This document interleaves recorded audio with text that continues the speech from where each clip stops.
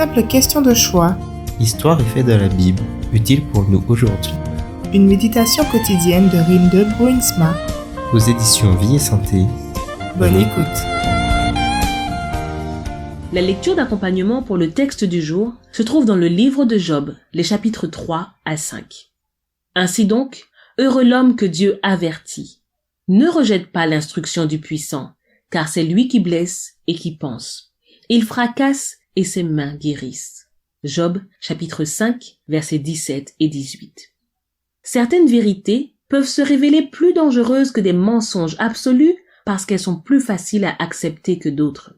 Il est vrai qu'un châtiment, ou pour employer un terme plus contemporain, une mesure disciplinaire, peut avoir un résultat positif.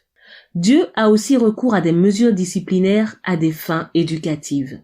De même que l'amour des parents n'exclut pas l'usage de la discipline, il n'y a pas non plus de contradiction fondamentale entre l'amour divin et le fait qu'il nous corrige.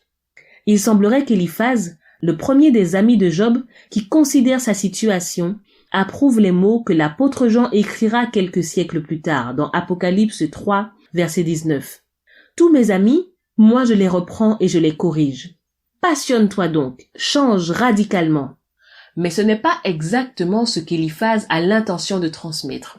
Sa réponse à Job est seulement, en fait, une demi-vérité.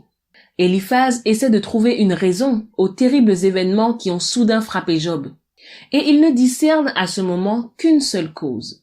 Job a été puni par Dieu.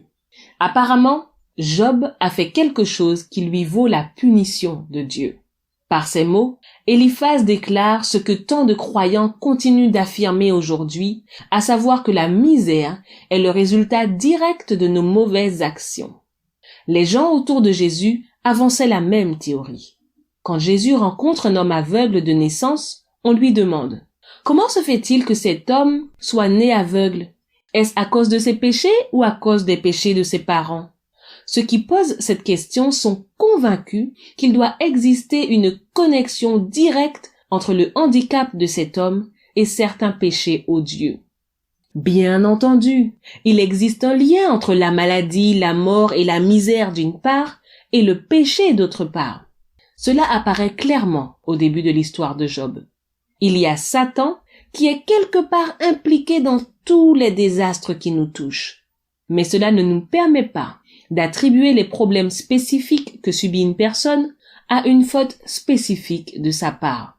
Habituellement, les choses sont plus compliquées et nous ne pouvons pas toujours obtenir de réponse à la question « Pourquoi ?»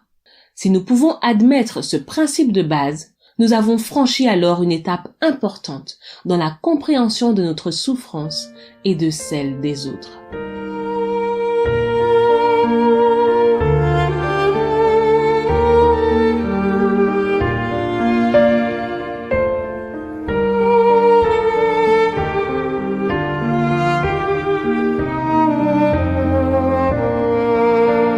Prions ensemble. Tu sais, ô Seigneur, que je me bats souvent avec la question « Pourquoi ?»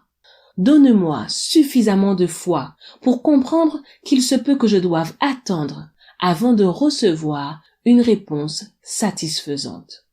Amen.